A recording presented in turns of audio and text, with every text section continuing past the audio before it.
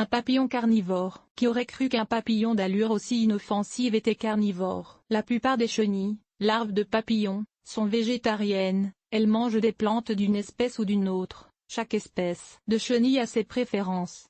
Mais ce n'est pas le cas de la chenille du moissonneur Phoenicea tarquinius. La chenille de ce papillon nord-américain est carnivore, elle consomme uniquement des insectes, soit des pucerons lanigères, notamment le puceron lanigère de l'Aune Prociphyllus tessellatu. Le moissonneur est abondamment distribué dans l'est de l'Amérique du Nord jusqu'à dans la région du lac Saint-Jean où on le trouve tout au long de l'été. C'est un petit papillon, de seulement 23 à 32 mm d'envergure, au vol rapide et erratique et de couleur orange avec de grandes marques et taches brun foncé. L'adulte ne mange pas d'insectes, mais vient quand même récolter le miella, exsudat sucré, des mêmes pucerons que ses larves vont consommer. Larves de moissonneur.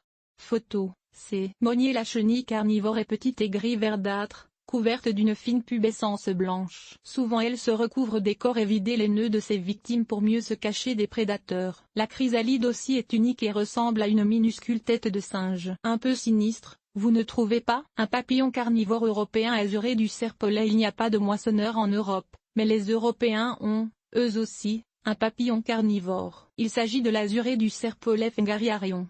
Et on peut dire qu'il est encore plus sinistre que le moissonneur. Jeune, la chenille consomme des feuilles de thym et d'origan, mais ne peut pas compléter son cycle vital sur des plantes. Elle mime par sa forme et son comportement la larve d'une espèce de fourmi qui, obligeante, la ramasse et la transporte dans son nid. Une fois dedans, la chenille de l'azuré survit en mangeant les larves de son hôte. N'est-ce pas que la nature est bizarre?